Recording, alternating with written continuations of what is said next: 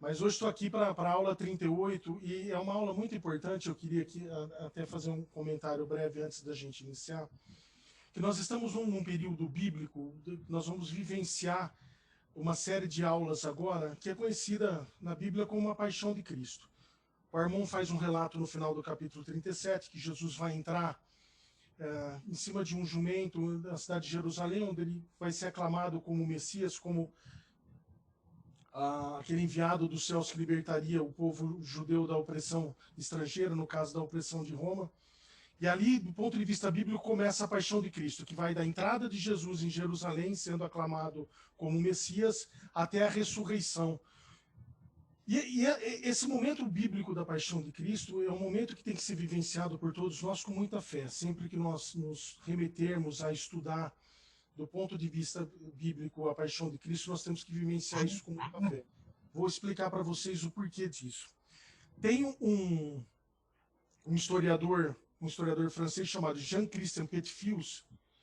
Ele escreveu um livro, ele reescreveu a história de Jesus, a biografia de Jesus, através das últimas descobertas da ciência, as últimas descobertas da arqueologia, as últimas descobertas da história.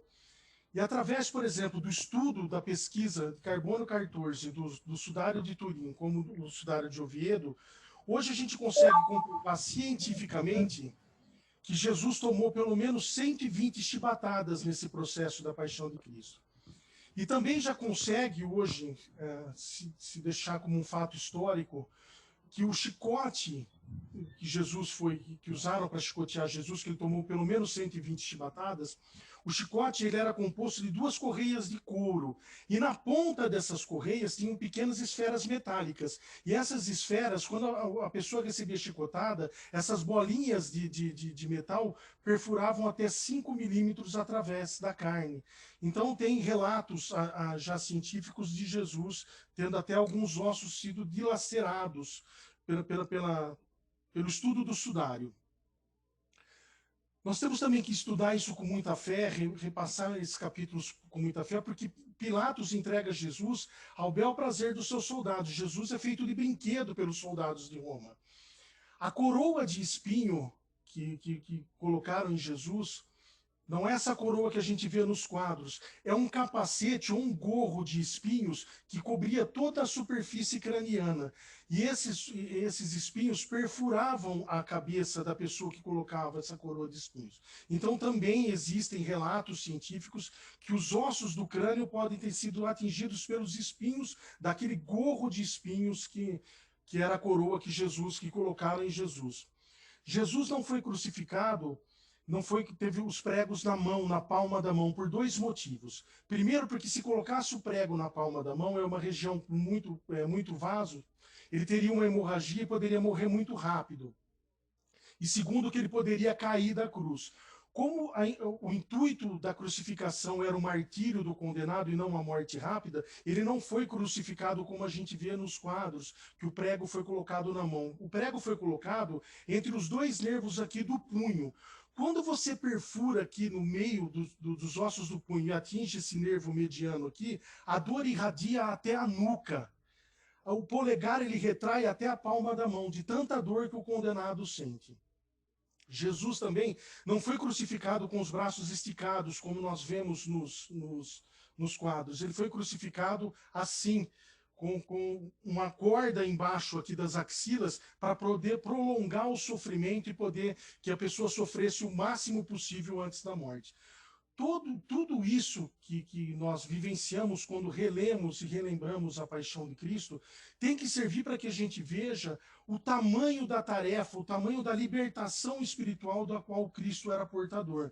Nós não podemos simplesmente ler essas aulas e refletir nessas aulas e achar que nós não podemos colocar isso na nossa vida, não conseguimos colocar isso na nossa vida. Isso tem todo esse sofrimento, todo esse martírio, toda essa dor física por qual o mestre passou, tem que nos servir de alerta para que nós somos portadores de algo muito maior do que tudo isso que nós vivemos aqui, de qualquer problema que a gente possa atravessar na nossa encarnação, na nossa existência, crê na imortalidade da alma, crê na prevalência do espírito sobre a matéria, Quando você relê, quando você vivencia a paixão de Cristo, você tem que botar na sua cabeça o seguinte: eu sou uma criatura de Deus e eu posso superar qualquer dificuldade que a vida possa me apresentar.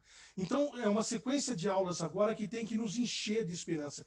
Por mais doloroso, porque nós vamos ver que Jesus vai passar por 2 julgamentos, vai ser condenado primeiro pelos judeus, depois vai haver a condenação de Roma.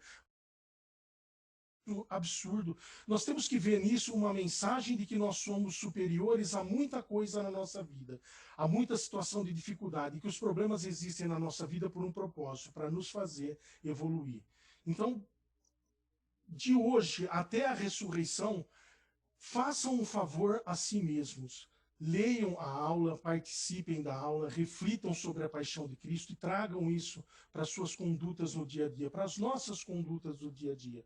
Porque todo esse sacrifício que o Mestre vai enfrentar para nos trazer essa mensagem de libertação espiritual tem que ter um significado na nossa vida. Senão, não estamos na religião correta, senão não estamos na escola correta, porque nós não acreditamos no que os relatos bíblicos, o que a história está nos dizendo.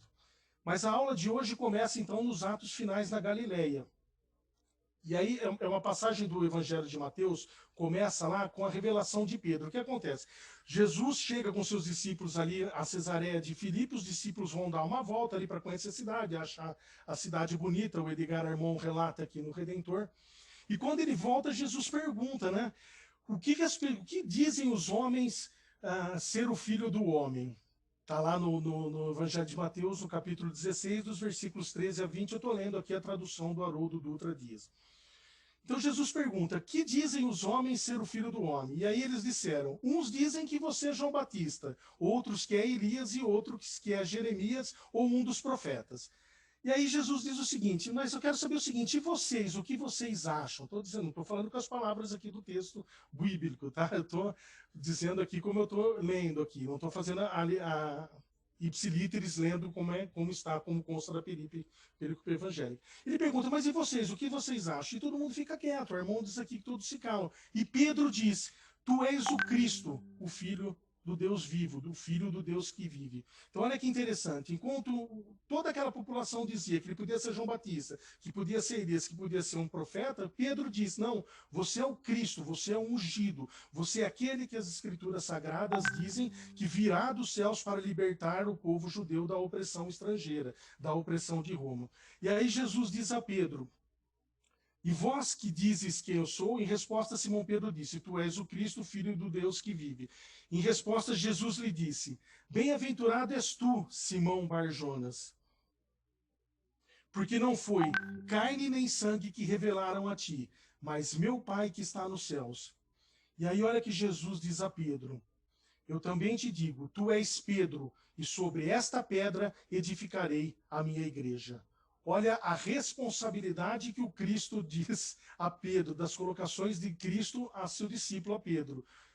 A partir de agora, teu nome é Pedro, e sobre esta pedra eu edificarei a minha igreja. Igreja que o Haroldo Dutra, na tradução do Novo Testamento, nos diz com o sentido de comunidade, de assembleia. Não de local físico onde você vai ver o culto, mas uma assembleia, uma comunidade de pessoas que se reúnem para discutir o Evangelho. Então, Cristo diz o seguinte: tu és Pedro, e sobre essa pedra edificarei a minha igreja. Olha a responsabilidade que ele põe nas costas de Pedro. Ele diz o seguinte: olha, eu vou edificar toda a minha igreja em cima da tua pedra. Quer dizer, deu uma maior moral para ele. Na perícope seguinte, logo em seguida, lá no capítulo 16, Jesus, no item chamado o anúncio do cavalo, Jesus diz o seguinte: ele mostra a seus discípulos que era necessário ele partir para Jerusalém, padecer nas mãos dos anciãos, dos sumos sacerdotes e dos escribas, e ser morto e levantado no terceiro dia. Ele diz o seguinte: olha, está chegando a minha hora, eu tenho que ir para Jerusalém, eu vou ser morto, crucificado e depois vou ser levantado. Quando ele diz levantado, o sentido de ressurreição, que daqui a pouco também a gente vai falar sobre o sentido da ressurreição. E aí Pedro, o discípulo que ele tinha acabado de dizer: olha, a partir de agora você se chama Pedro, e sobre esta pedra edificarei a minha igreja, Pedro diz o seguinte: Deus tenha misericórdia de ti, Senhor, de modo nenhum te acontecerá isso. E aí Jesus diz para ele: vai para trás de mim, Satanás, tu és escândalo para mim, porque não compreendes mais as dos homens.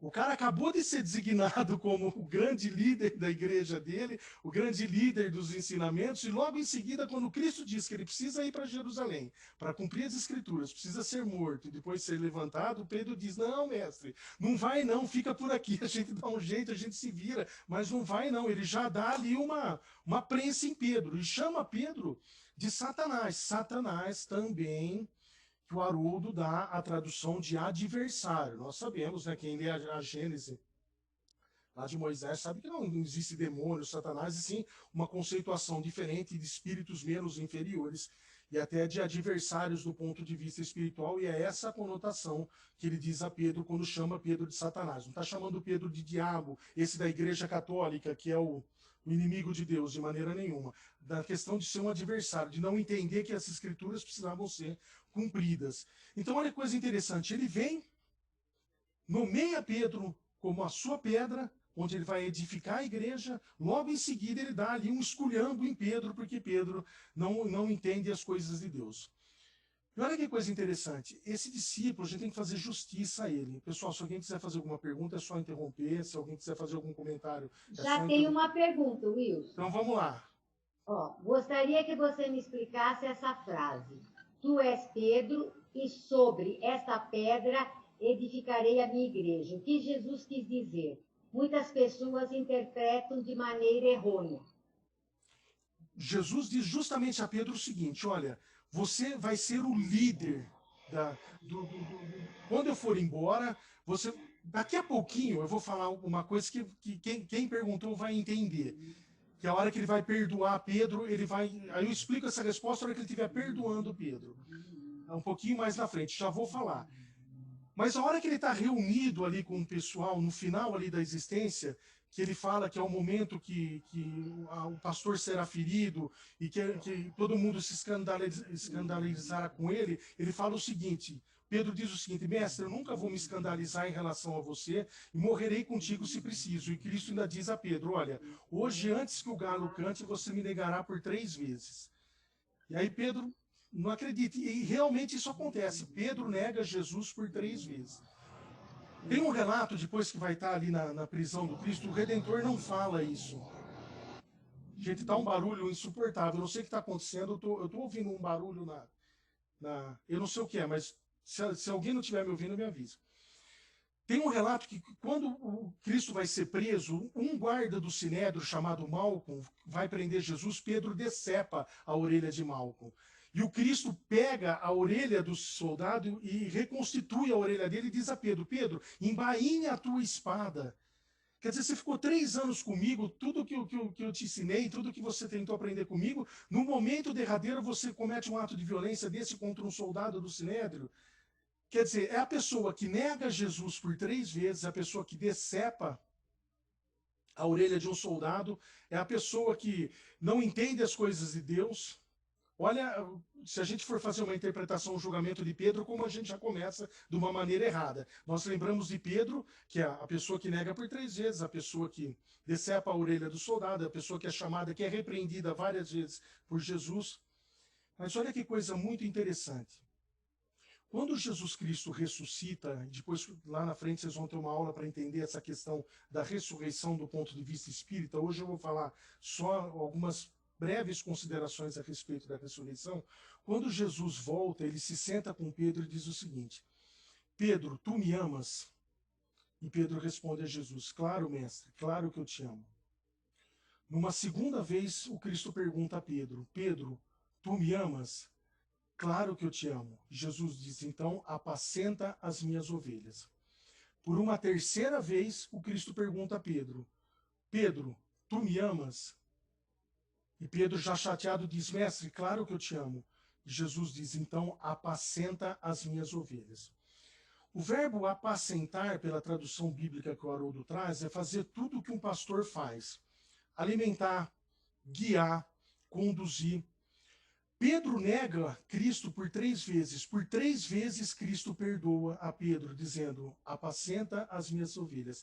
E faz de Pedro o grande líder dos seus discípulos. Ele perdoa Pedro por 3 vezes e diz: apacenta as minhas ovelhas. Traz Pedro para ser o grande líder. a maior religião cristã do mundo é o catolicismo. O líder da Igreja Católica é o Papa. Toda a pessoa que exerce o cargo de Papa, ela usa um anel do pescador em homenagem a Pedro. Pedro é o grande líder da igreja, ou seja, da assembleia, das comunidades cristãs.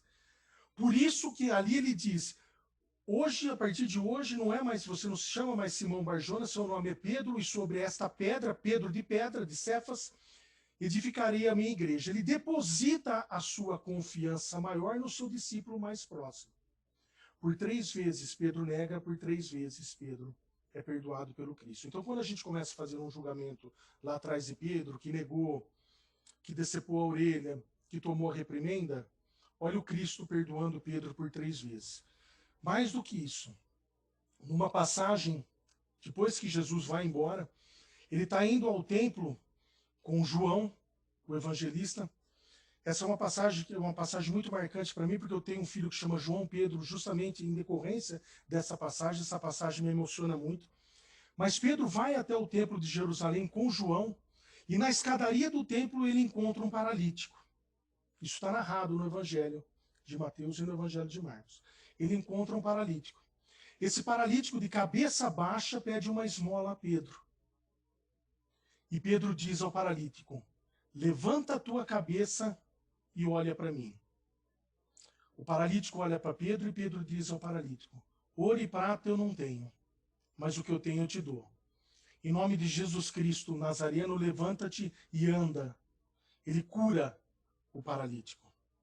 O mesmo homem que negou Jesus por 3 vezes, que decepou a orelha do soldado, que tomou uma série de reprimendas do Cristo, cura um paralítico na escadaria do templo. Um paralítico que tem vergonha de erguer a cabeça para pedir uma esmola a ele. E ele, junto com João, cura esse paralítico. Essa mesma pessoa que é Pedro, que nega Jesus por 3 vezes, é o mesmo que quando recebe a sentença de morte por parte de Roma, ele pede para ser crucificado de cabeça para baixo, porque ele não se sentia digno de morrer igual morreu o seu mestre, igual morreu Jesus. Ele pede para ser crucificado de ponta cabeça. Quando ele está crucificado de ponta cabeça, ainda vivo, um pretoriano, um oficial da guarda romana, chamado Sertório Aniceto, começa a xingar Pedro, crucificado de cabeça para baixo, chamando ele de bruxo de tudo quanto é nome.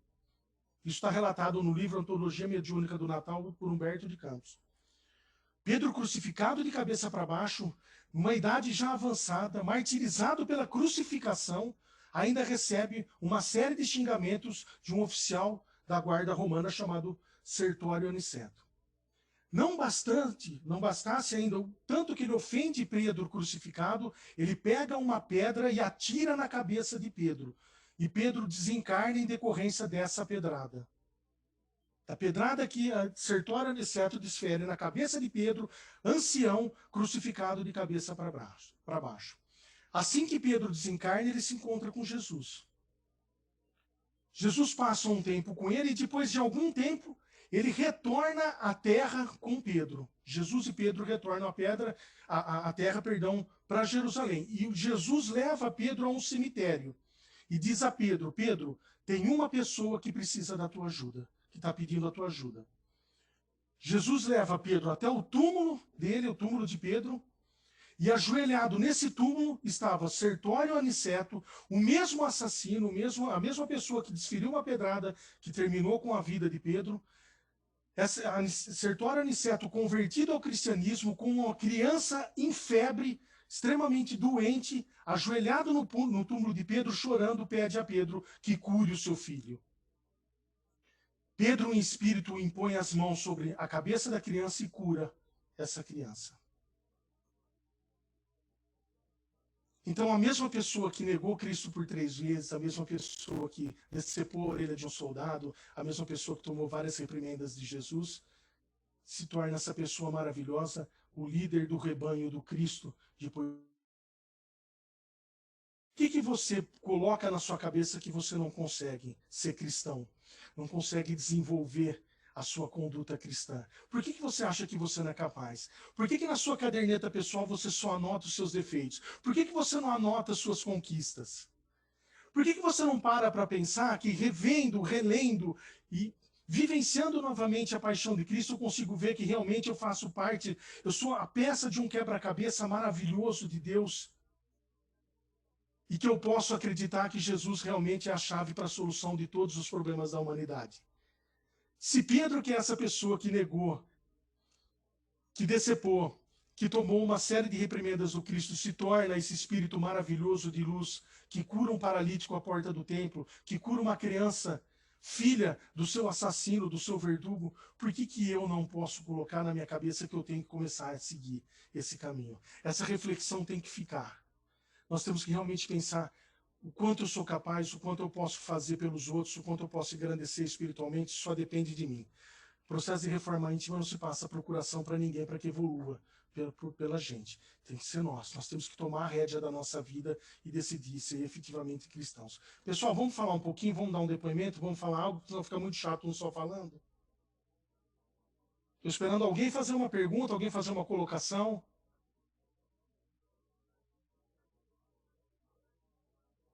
Se não, seguimos. Aí, pessoal, aproveita para perguntar.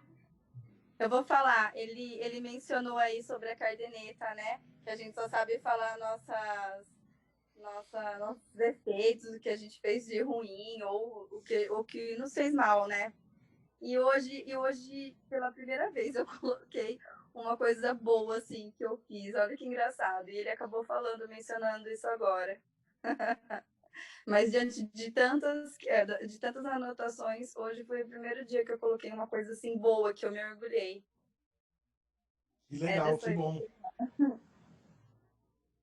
A gente tem que saber reconhecer que estamos... nós precisamos parar com isso, de dizer o seguinte, ó... Ai, como eu erro, ai, meu Deus, como eu sou ruim, ai, meu Deus, eu estou muito longe, aí ver as pessoas do centro, falar, cara, pessoas maravilhosas, eu não chego nem aos pés. Para com isso, para com isso. Não existe isso. Não existe. Até as pessoas que a gente realmente tem uma admiração muito grande, como Chico, como Divaldo, como o Papa Francisco, como a Irmã Dulce, como a Madre Teresa, são pessoas, são espíritos iguais a nós. Que nós temos a obrigação de começar um caminho, de trilhar o mesmo caminho para chegar onde essas pessoas chegaram. Não existe dentro do espiritismo a idolatria.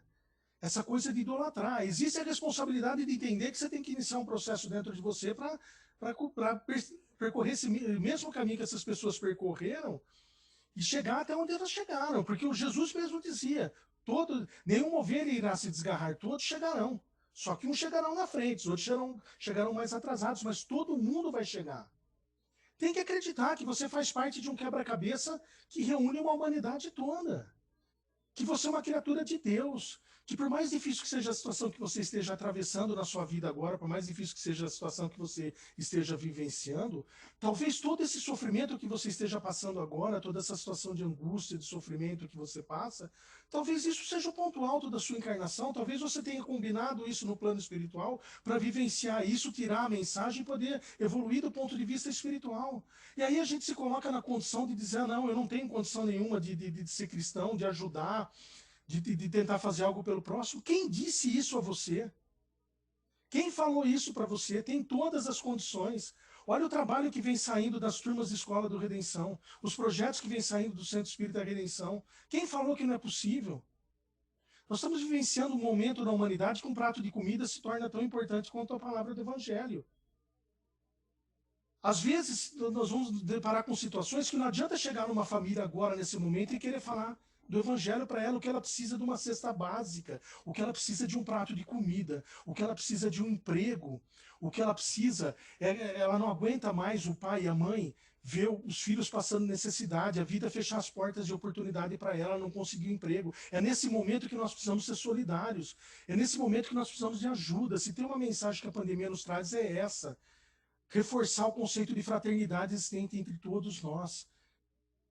De humildade, de suficiência, de aprender a dividir o que a gente tem, de sermos pessoas menos mesquinhas, menos avarentas, menos egoístas.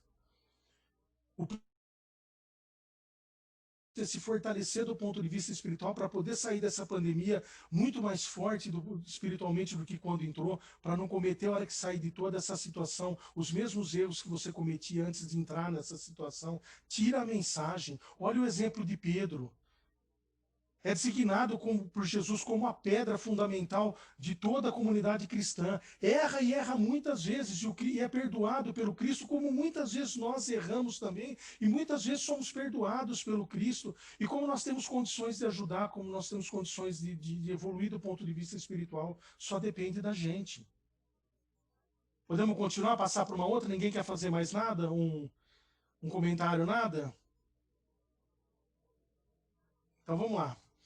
Aí a aula prossegue dizendo que Jesus então vai para a Judéia, lá na festa dos tabernáculos.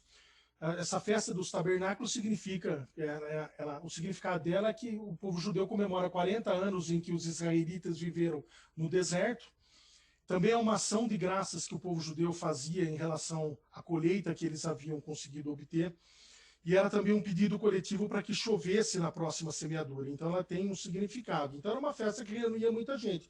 E Jesus foi para lá. E nessa época que Jesus foi para lá, por isso que eu não vou narrar historicamente o que está acontecendo aqui, que eu acho que as reflexões da aula são muito mais importantes do que o texto histórico. Jesus intensifica, durante esse período que ele está ali, a sua fama de Messias, aquele do enviado. Ele causa uma grande preocupação nos sacerdotes do templo. Os sacerdotes falam, mas quem é esse cara? O que está acontecendo? E ele está ali ensinando, está curando as pessoas. E a hora que ele chega em Jericó, ele convoca um grande número de adeptos e ele elege 70, para que juntamente com seus 12 discípulos passassem a evangelizar o povo todo. Ele faz um furdúncio ali, ele faz uma coisa absurda, porque as pessoas começam a comentar o trabalho que está sendo feito, e ali ele intensifica aquela ideia de que realmente ele é o Messias, ele é o enviado das Escrituras Sagradas, o enviado de Deus que vinha para a libertação do povo judeu, do povo romano, do povo de Israel. E aí o que acontece? Tem até uma passagem do Evangelho de Mateus que Jesus, quando convoca essas pessoas, fala que ali é conhecida como os requisitos para seguir Jesus. Jesus fala, se alguém quer vir após mim, negue a si mesmo, tome a tua cruz e siga-me. Olha que palavras interessantes. Se alguém quer vir após mim, negue a si mesmo, tome sua cruz e siga-me. Tome sua cruz dizendo o seguinte, olha, na vida você vai passar por uma série de dificuldades. Não adianta querer fugir dos problemas. Você tem que enfrentar os problemas. Para nós espíritas, para nós cristãos de um modo geral, a oração não é para tirar o problema da frente. A oração é pedir força para enfrentar o problema. É pedir fé, coragem e resignação para que você possa superar a dificuldade. E realmente supera a dificuldade. Se você tiver fé, se você realmente acreditar, se você tiver a consciência da imortalidade da tua essência divina, como diz a Joana de Ângeles fala uma coisa maravilhosa, ela fala, se você tiver consciência da tua essência divina, da imortalidade da tua alma, quando chegar o último dia de vida nessa encarnação, quando o seu corpo chegar no último dia da tua encarnação, você vai perceber que as pessoas, os problemas, as situações, elas nunca estavam lá da maneira como você olhava para elas. Olha que coisa interessante. Todas aquelas pessoas chatas, aquelas pessoas que me magoaram, aquelas pessoas que me ofenderam, todas as situações de dificuldade que eu passei na minha vida, Joana disse que não é da maneira como eu olhava para elas. Todas aquelas situações, todas aquelas pessoas estavam lá para te fazer evoluir. Tudo que você passa na tua vida tem um propósito. Toda situação de dificuldade tem um propósito. Esse propósito é um propósito de Deus para que você evolua espiritualmente. Por isso que ele diz a Pedro, seu discípulo mais querido, mais próximo, Pedro, crê e te levarei a lugares onde não queiras ir. Olha o que ele diz a Pedro. Você vai passar por muita dificuldade na sua vida. Crê e te levarei a lugares onde não queiras ir. Você vai passar por um monte de problema, por um monte de dificuldade, mas olha o que ele diz a Pedro. Eu te levarei. Sempre que você passar por um momento delicado na sua vida, um momento delicado na sua encarnação, saiba que você nunca vai passar por esse momento difícil sozinho. Sua família pode ter te abandonado, seus amigos podem ter te abandonado, mas a espiritualidade, o seu anjo de guarda, os espirituais estarão sempre contigo. Mais do que isso, por mais difícil que seja o que eu vou dizer, que possa parecer, mas também é uma grande verdade, o plano espiritual sempre torna a situação a mais favorável possível para que você passe por essa situação que você precisa passar. Portanto, a hora que você passar por um momento de dificuldade, lembre-se das palavras de Jesus. Tome a tua cruz e siga-me. Creia. Acredite que você vai superar. E aí ele diz depois, na mesma perícope, que ele vai falar dos requisitos para seguir, ele vai dizer o seguinte: pois o Filho do Homem está para vir na glória do seu Pai, com os seus anjos, então restituirá a cada um segundo as suas ações, a cada um segundo as suas obras. Jesus ainda fala o seguinte: olha, toda vez que você errar, toda vez que você cometer algo contra a lei de Deus, você vai ter uma oportunidade bendita de reajuste. A lei de ação e reação sendo mostrada aqui pelo Cristo. E as pessoas enxergam como um castigo. Toda essa situação que a gente passa agora de vírus, muita gente enxerga isso como um castigo de Deus. Castigando a humanidade, muita gente retornando à pátria espiritual. Será que é esse o conceito que eu tenho? Você está conseguindo tirar a mensagem que a espiritualidade quer te passar diante dessa situação tão desafiadora? Ou você acredita ainda no Deus que pune, no Deus que adoece, no Deus que mata, aquele Deus do Velho Testamento, aquele Deus que joga a praga? Porque Jesus vem e troca esse conceito do Deus punitivo por um Pai de amor e misericórdia que nos educa. E se nós estamos vivenciando essa situação difícil que estamos atravessando, serve de propósito para educar o nosso espírito, para que a gente possa se fortalecer do ponto de vista espiritual. E ali, quando ele está nesse momento, ali em Jericó, ele começa a fazer uma série de curas, uma série de ensinamentos. E aí você fala, nossa, quanto milagre que o Cristo fazia contra a cura que o Cristo fazia. Tem cerca de, acho que 31 curas atribuídas a Jesus no Novo Testamento. E aí é um ponto que a gente precisa discutir também, uma reflexão que a gente precisa discutir. Ao invés de eu falar que todas as parábolas que estão no Redentor, que estão na aula, ou das curas, nós temos que refletir algumas coisas importantes quando se fala em cura, quando se fala em milagre. Primeiro é o seguinte: nenhuma linha do Novo Testamento, quando você vai pegar essas 31 curas que são atribuídas a Jesus, e nenhuma delas Jesus diz, eu te curei. Nenhuma. Ele nunca disse a uma pessoa, eu te curei. Ele curava e ele fazia duas advertências para a pessoa. Primeiro ele falava o seguinte, a tua fé te salvou. E depois ele fazia uma segunda advertência. Ele dizia, vá e não peques mais. Então, quando nós entendemos a questão da cura, até de uma doença ou de algum milagre que possa acontecer na nossa vida ou com alguém, isso é uma via de mão dupla. Porque não adianta só pedir o milagre, pedir a cura. É uma via de mão dupla. Tem muita gente que Jesus não curou. Ele podia chegar para pregar numa multidão, ele poderia curar todo mundo que tivesse uma enfermidade ali. Ele sempre esperava que alguém o procurasse. E quando a pessoa não falava nada, ele sempre dizia, em que posso te ajudar? Por quê? Porque já existiam pessoas aí à época de Jesus que não estavam interessadas na própria cura, que não queriam se curar. Não queriam se curar. Então o Cristo, quando curava alguém, é porque ele já via que aquela pessoa ou entendeu a mensagem pela qual ela precisava tirar um aprendizado daquela enfermidade que ela possuía, ou que ali já havia terminado a expiação, aquilo que ela precisava passar. O Cristo curava essas pessoas. E não era uma cura atribuída a Jesus. Por isso que ele dizia, a tua fé te salvou. Por quê? Porque você tirou a mensagem do que você estava vivenciando. Então essa coisa de falar, por isso que ele nunca disse, eu te curei. Ele nunca falou isso. Por quê? Porque ele via que aquela pessoa já tinha entendido, já tinha tirado a mensagem do que ela precisava passar dentro daquela doença.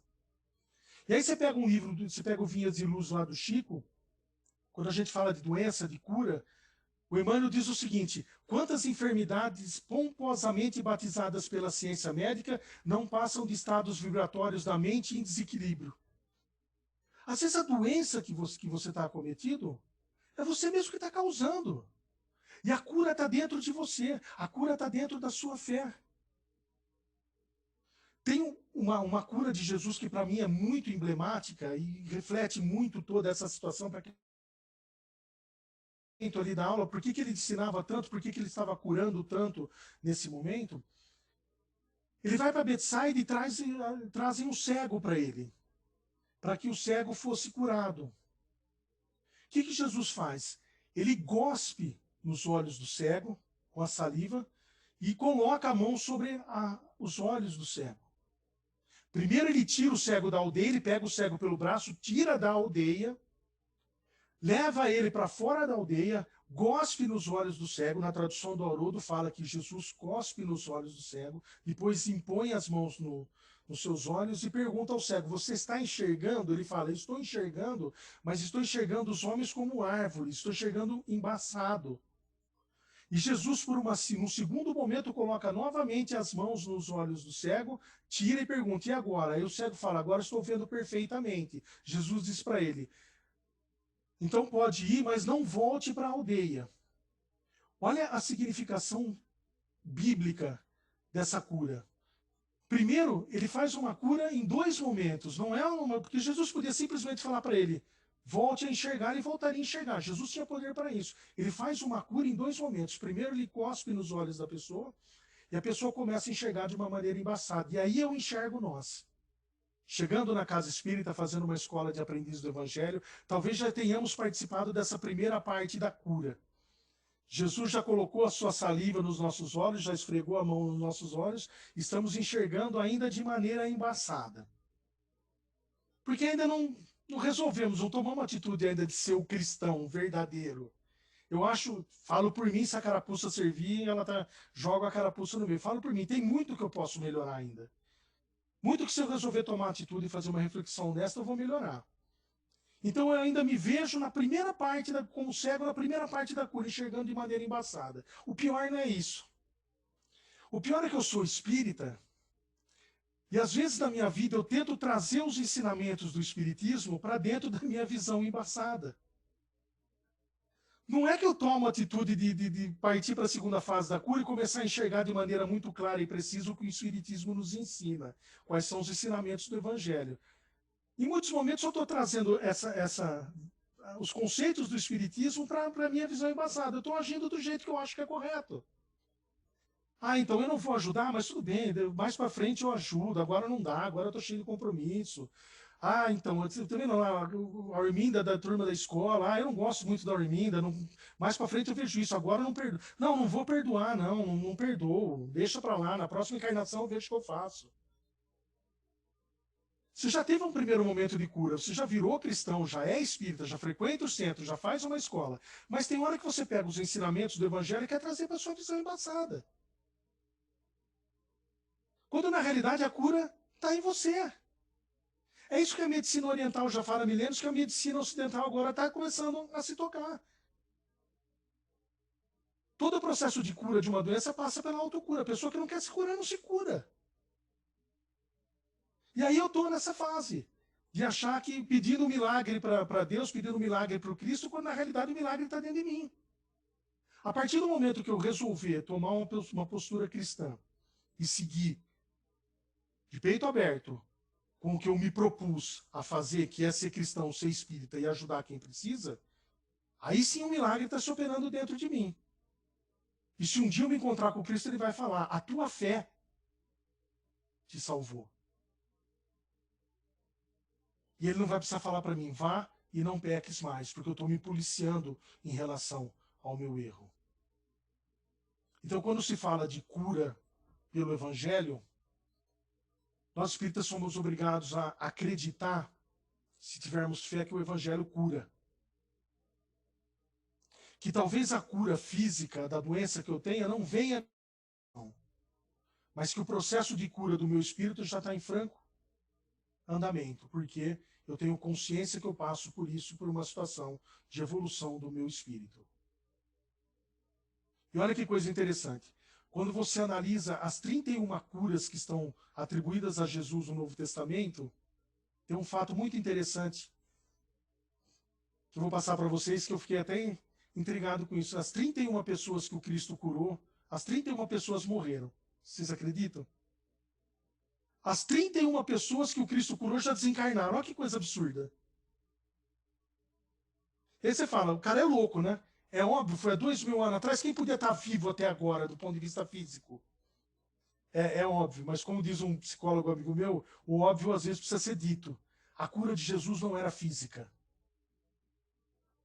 A cura proporcionada por Jesus é a cura do espírito, a cura da alma. Então, passar por um processo de doença nessa encarnação, nós espíritas temos a obrigação de ser gratos até na doença. Nós temos a obrigação de ser gratos na dificuldade, porque isso faz parte do processo de cura do nosso espírito. Eu trabalho no hospital psiquiátrico que 100% das pessoas que estão internadas lá, a cura física não virá nessa encarnação. E muito espírita vai lá e fala, nossa, como o ambiente aqui é pesado, meu Deus do céu. E aí se tem uma coisa que eu preciso trabalhar nessa encarnação que eu não tenho conseguido progredir, é a paciência. Eu não tenho muita paciência. Então vão essas pessoas espíritas lá no hospital e falam, nossa, que ambiente pesado. Eu falo para ela, fulano, eu tento desarmar o espírito, né? Mas como eu estou em processo de evolução, eu estou na luta, eu me dou o direito de errar, né? Eu falo, fulano, eu não sei como você não consegue perceber a proteção espiritual que tem aqui. Aqui é um hospital de cura.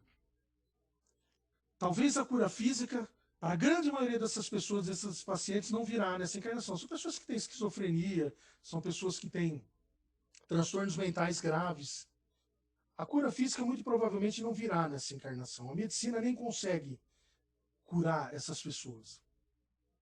Mas eu não entendo como uma pessoa que é espírita, que é apegada ao evangelho, não enxergue a cura espiritual e não consiga sentir a energia de toda uma equipe espiritual que está lá ajudando essas pessoas no processo de cura.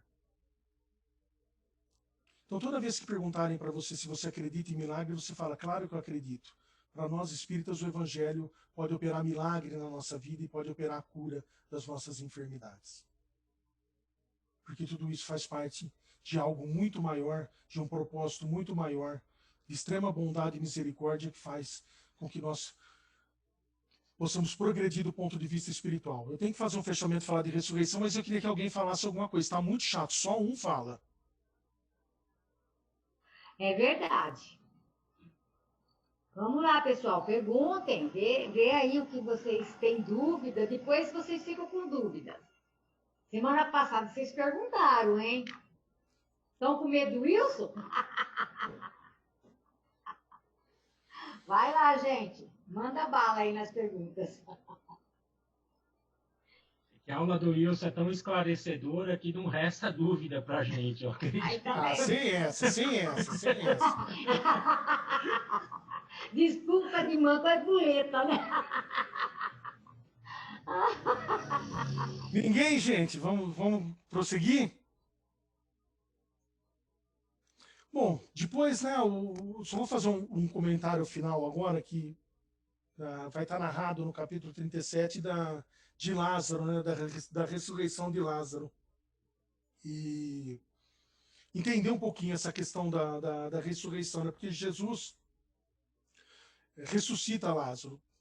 Existem 14 episódios de ressurreição na Bíblia. Não só Jesus ressuscitava. Pedro ressuscitou pessoas, Paulo ressuscitou pessoas. Quem faz o estudo bíblico vai ver. Mas você tem que entender, eu só posso dar uma linha em relação a isso, porque vai ter uma aula específica que vai falar da ressurreição. Não existe probabilidade do espírito voltar ao mesmo corpo físico. A ciência já comprovou isso. Não existe a possibilidade de uma pessoa morrer do ponto de vista físico e depois a alma dela sair, ela voltar a ser espírito, depois ela retornar para o mesmo corpo físico. Isso não acontece. A ciência até já provou isso. É impossível haver a ressurreição. Todos esses casos de ressurreição que estão narrados na Bíblia, os fluidos ainda, os laços do espírito com o corpo não foram completamente rompidos. Até mesmo em Lázaro. Lázaro sofreu de uma doença, se não me engano, era catalepsia. Ele estava já, acho que há 4 dias no túmulo. Mas não havia ainda se rompido os laços espirituais com o corpo físico. Então, entender que não existe a volta do espírito para o mesmo corpo que já morreu. Isso não existe. Não, quando falar de Jesus, da ressurreição de Jesus, a ressurreição significa a materialização do Cristo, que depois a pessoa, quando chegar nessa aula, vai falar sobre isso. E no curso de médium, quando se vocês já estiverem fazendo, não sei se estão fazendo, quando fizerem, aprenderão que sobre a materialização. Mas não existe a volta do corpo, do espírito ao mesmo corpo físico, quando esse corpo físico já morreu. Mas, como vocês não falam, né? Vocês estão com uma dificuldade muito grande de falar, em linhas gerais que eu tinha que falar é isso. Wilson, tem um comentário aqui, ó. Vamos lá. Comentário, não pergunta. É a Thalita que está falando. A aula está sendo bem reflexiva. E muitas vezes me vi em tudo o que ele disse. E o que tiro de lição dessa aula? Que eu continue firme no meu propósito de reforma íntima e que até nossos problemas, doenças, devemos agradecer, porque faz parte do nosso processo de evolução. Me sinto mais fortalecida e firme na fé. Obrigada, estamos precisando desse chacoalhão hoje. Você deu um chacoalhão. Mas deixa eu explicar uma coisa ficar uma coisa muito bem clara entre nós aqui. O chacoalhão não é meu, não. Porque aí eu estaria tendo que falar e tendo que me chacoalhar também. Porque acabei de falar aqui que se tem uma coisa que eu não consigo trabalhar na encarnação é a paciência. Eu preciso melhorar muito disso. Essa anotação já tem umas 3.000 vezes na minha caderneta, a questão da paciência. Mas é um chacoalhão para todos nós. Mas é uma grande verdade. Quando você relembra, quando você revive a paixão de Cristo, porque é um sofrimento muito grande por qual passa o Cristo, por qual passa quem estava ao redor do Cristo, a injustiça que haverá no julgamento judeu, depois a injustiça que haverá no julgamento de Roma. Pilatos faz de tudo para não condenar o Cristo à morte, não consegue, ele acaba sendo condenado à morte. Quer dizer, uma situação que poderia ter sido evitada se a gente tivesse um pouquinho mais de amor, se a gente tivesse um pouquinho mais de compreensão, se a gente tivesse um pouquinho mais de afeição pelas pessoas, se a gente se nos propormos a entender a situação, essa coisa de julgar, que nós fazemos essas pequenas maldades que a gente comete no nosso dia a dia, esses julgamentos que nós fazemos, e julga, não adianta falar que não julga porque julga. Você vai falar que dependente químico é tudo vagabundo, você vai falar que alcoólatra é tudo bandido, você vai falar que pessoa que tem depressão é pessoa fraca, pessoa que não tem fé, você vai falar que todo muçulmano é terrorista, faz julgamentos, não adianta, faz. Então quando você pega essa parte da paixão de Cristo, que ele passa por dois julgamentos extremamente injustos, julgamentos que do ponto de vista jurídico, o direito brasileiro vem do direito de Roma, vem de Roma, e era ali a base da segunda da condenação à morte do Cristo, quando ele é julgado por Pilatos, ele é julgado por Roma, e a base do direito brasileiro vem, nós vemos que é um julgamento que era possível de todas as nulidades absolutas, nulidades que o processo teria começado do zero de novo, porque não foram respeitadas as mínimas garantias nem da época. E aí você fica indignado com isso, mas essa indignação tem que trazer para nós dizer o seguinte: onde isso encaixa na minha vida? Como que eu estou julgando? E julga, não adianta falar que não julga porque julga. Quando você vê na TV alguém que comete uma atrocidade, que, por exemplo, mata uma família toda, um bandido que entra numa casa e mata uma família toda, quando pega esse bandido, quando o repórter vai, por exemplo, alguém que é parente da família, que teve essa tragédia, que a pessoa matou a família toda, chega para um parente dessa família e diz, o repórter pergunta, o que você espera agora nesse momento? A pessoa fala o quê? Eu espero justiça. Mas o que acontece? Nós, se fizermos uma reflexão nessa, não é justiça que nós queremos. Nós queremos que essa pessoa morra, e às vezes com muito mais tempero de violência do que o ato que ela cometeu. Nós muitas vezes confundimos justiça com vingança. E aí você cai na generalização. Vai ter uma aula maravilhosa no segundo ano sobre preconceito, que a irmã fala justamente isso. Se você não tem conhecimento do assunto, se você não tem vivência do assunto, e você quer emitir uma opinião, você quer julgar, você vai criar um preconceito. É uma ideia pré-concebida. Quando você fala que uma pessoa que tem depressão é uma pessoa fraca, você não tem conhecimento da doença, você não tem vivência da doença, você sequer tem uma pessoa na família que passa por um dos maiores dramas da encarnação de muita gente. A Organização Mundial da Saúde fala que em 2050, 1 em cada 2 pessoas no mundo terá depressão. Se nós cristãos não fizermos nada em relação a isso, daqui a muito pouco tempo, porque a OMS fala em 2050, daqui a muito pouco tempo a gente vai viver num país que nada produz, porque as pessoas não terão capacidade de trabalho, as pessoas não terão capacidade de se relacionar. E aí eu estou fazendo julgamento, estou dizendo que a depressão é doença de fraco, de pessoa que não tem fé. Eu digo que todo dependente químico é bandido. Você sabe a situação a situação de vida que levou aquela pessoa a usar droga? Você tem conhecimento do projeto terapêutico para tratamento da dependência química? Você conhece estatística de quanto difícil é uma pessoa se manter afastada da droga? Você tem consciência que existem várias e várias, milhares de famílias no mundo todo que estão arrasadas pelo álcool, pela miséria, pela droga? E qual é o conceito que você leva de tudo isso? São bandidos. Essa criança que vende alguma coisa no semáforo, que a gente fecha o vidro do carro para ela, você sabe a história de vida dela ou não? Tem um engraxate, um menino aqui, engraxate de Araraquara, que um grupo aqui de Araraquara conversou com o menino não estuda, porque não vai para a escola, porque tem que trabalhar para ajudar a família. O menino saía às 7h30 da manhã do Céu Me Dei para vir engraxar aqui na região da Maurício Galli, aqui até onde ele pode chegar. E aí perguntaram para ele, mas cadê sua marmita? Ele falou, não, eu bato na casa de alguém e peço um prato de comida. 9 anos. Trabalho o dia inteiro de engraxate para comer, pede na casa dos outros. É esse mesmo menino que você fecha o vidro do seu carro para não atender. E aí você vai dizer que o julgamento de Jesus foi injusto, que você vai criar ódio pelos judeus, você vai criar ódio pelos romanos, pelo julgamento, sendo que no dia a dia, resguardadas as proporções, você comete o mesmo tipo de erro. A mesma situação. O mesmo preconceito. A mesma ignorância. Até onde isso vai fazer parte da nossa vida? Porque a gente acabou de construir um conceito aqui, ninguém disse que isso não é verdade, porque eu tenho isso como uma grande verdade. Alguém precisa me convencer do contrário se eu estiver errado. Mas para mim o evangelho cura. Para mim tudo que a gente passa na vida tem um propósito. Eu sempre brinco, quando eu fiz a escola de aprendiz do evangelho, eu entrei na escola de aprendiz do evangelho num momento muito difícil da minha vida, mas muito difícil. Eu estava carregado, eu tinha um caminhão de problemas quando eu comecei a fazer escola. Eu fiz os 3 anos de escola, quase 3 anos de escola. Quando eu terminei a escola de aprendiz do evangelho, por incrível que pareça, a minha vida continuava cheia de problemas. Talvez eu tivesse mais problemas quando eu saí da escola de aprendiz do que quando eu entrei. A escola de aprendiz não resolveu em nada os meus problemas. Nenhum dos meus problemas a escola de aprendiz do evangelho resolveu. Mas uma coisa eu posso garantir para todos vocês. A maneira como eu olho para os meus problemas, a escola me ensinou a enxergar de uma maneira diferente. E muito diferente. Pois se eu passo uma dificuldade na vida, eu peço, primeira coisa que eu entro em oração e peço a Deus para que me dê força, para que eu possa superar. Porque não adianta pedir para o problema sair da frente, porque não vai sair da frente. O problema vai estar aí. Você vai ter que se virar com ele. Por quê? Porque é uma ferramenta, uma pedagogia de Deus para que você possa evoluir do ponto de vista espiritual.